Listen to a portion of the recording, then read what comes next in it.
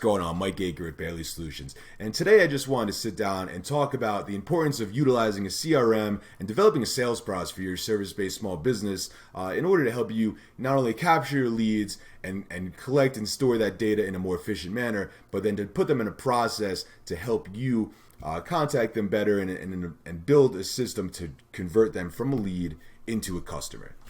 So the first things first, what is a CRM, right? So most of you probably already know this already, but it's a customer relationship manager. So what that means is it's just a place where you can store all of your customer data, their contacts, their email, their phone number, and then also track each time you have an interaction with them, whether it be dealing with them on email, the phone, so on and so forth.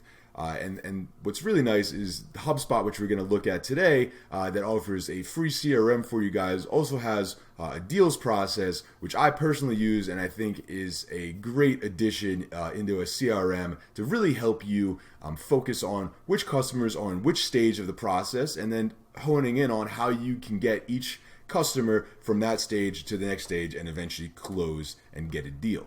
So now we're just looking at HubSpot.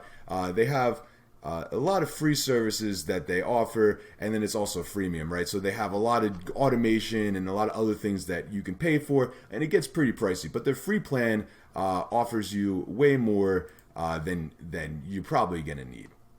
So when you do go ahead and you create your free account, you log in, you're going to get to the dashboard. It's going to be like this. So this is just a demo account that I sent up just to go over this for today.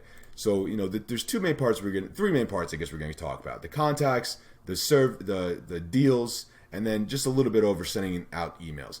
So in the contacts, you're going to go in here and you'll see you have a whole list of customers, just a couple dummy datas I threw in there, and some ones that were automatically put in from HubSpot.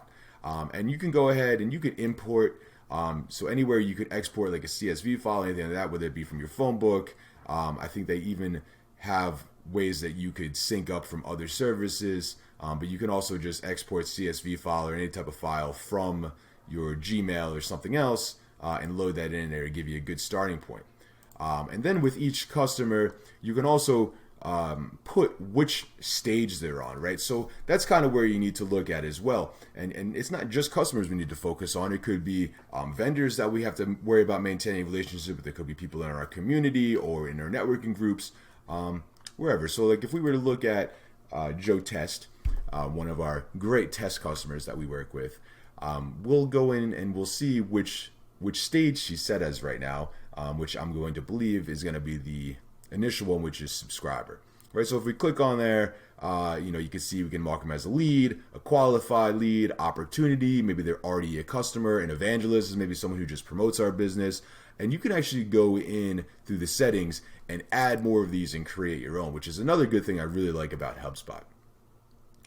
So once you have your customers loaded in and you have them put into their right life cycle stage, whether they're a lead, whether they're a customer, whether they're an evangelist, whether they're a qualified lead. Separating qualified lead versus regular lead is also an important factor, right? Have you already spoken to this lead? Have you determined that they're right for your business and that they'd be a good match and you should be able to land them? If so, they should be in that qualified lead category. So once you have your customers loaded in, the next stage is tracking your deals, right? So how do you get the customer from going from a lead that put in some information on the website, or maybe you talk to them on Instagram or Facebook or something, and now you want to convert them to a customer? And that's a process, right? So there's different stages you're going to go through. So each business might be a little bit different. So if we're going into HubSpot and we're going to look at the deals, they already kind of have a blanket formula set up for us, but you can go ahead and cater that differently depending on how you kind of run your business. So here we see, there's an appointment scheduled, qualified to buy, presentation, decision maker, contract sent, closed won, closed lost. So these are the standard ones, and you could go ahead and go right here to edit stages, and you could customize these to fit into your business. So for instance, I have a different layout. One of the tutoring schools, for instance, I walk to, they do evaluations first, then they send the enrollment links, and then they manage it that way. So they have a different couple stages that they go through. But tracking these allows you to be able to market to those groups and also track how long they've been in each stage. So okay, well, this guy's been sitting here. We qualified him. We sent him the information. It's been 30 days. He still isn't registered. Maybe now we need to follow up with him. and we have the amount here. So what is that deal worth? You can put it whether it be a year, whether it be a month. You could even do a whole lifetime value. You think the customer of having this guy join your service or whatever, it could be $2,000, you put in $2,000. If it's a project you got to run, let's say your construction management or landscaping, it's a $2,000 job you talk to them about for doing their front yard and putting some mulch down. You could put that in there, and you could even load in here different quotes, different attachments, upload the files into here, so you can have it all kind of stored in one location. Now, once you actually talk to Joe and you have that appointment and you determine, okay, well, he's a qualified person, he actually would be great to join our club, I think you should, I send him the link, we'll put him in that qualified by section, right? So we've determined that he's good to go. Maybe if we have a presentation, for a lot of businesses, I think this stage would kind of be out, maybe it's a little something different. Maybe there's another proposal you need to send over. You kind of change it that way. But now, we've qualified Joe, and now we got to get ready the information that we're going to send to him. Or maybe he says, I got to talk to my wife first before I decide whether or not I can sign up. So now we say, she's the decision maker, right? So maybe we had a lead from the business we're dealing with who was just the secretary, but now they brought in the owner, and they're getting ready to really make the decision. You can move that over, or if you've already sent the contract over, you can move it into that bracket. What I would suggest doing first is kind of figuring out what are these stages for your business. So for me personally, I have an appointment scheduled bracket. And then once I qualify them and send them a proposal, I have another bracket for that. And then if they give me some more, like, we're thinking about doing this, we just need to figure out some more stuff first, there's another bracket for that. And then once I actually get the deal closed and won, they go into another bracket. Or if I lose the business, they can go into that lost bracket.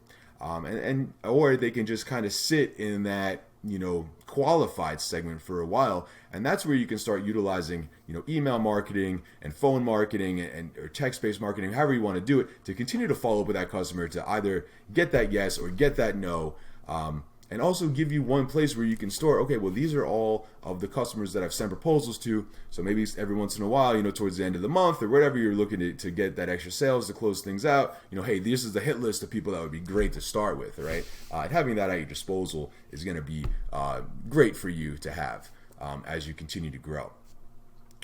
So those are kind of the two main parts you got to worry about. And if you're interested in getting any help to set these up, feel free to contact me. I'd love to talk to you about how your business operates and help you develop your process utilizing this.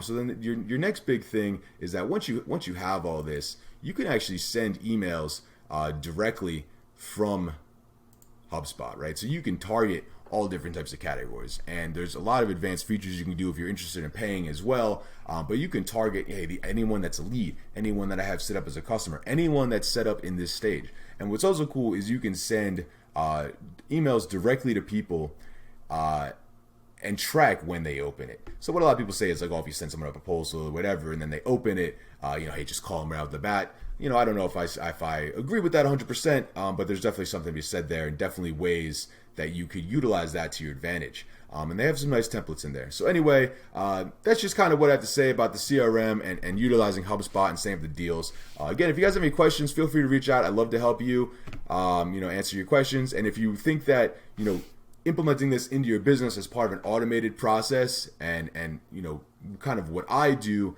is I actually will link this up into your website and help you develop a process that gets this back end stuff kind of done for you automatically. Because at the end of the day, what you're going to really want to do is automate your process as much as possible, because you want to get your time back. You don't want to have to be constantly sitting there manually sending out an email to every customer, manually following up with people, manually checking how long has it been since this, that, or the other thing. We want to have you set up in place where you have certain triggers, certain events, certain things that occur, or interactions that can be done on your website or various platforms of social media through chatbots that are actually going to automate this for you and help you give your time back. Because while this is really important and essential to running your business, this isn't your business. If you're a landscaper, if you're a photographer, anything like that, that's your business. That's what you want to be focusing on. That's your core. You really got to analyze, this is where I spend most time. Anyway, Mike Aker, Barely Solutions. Feel free to reach out. Talk to you later.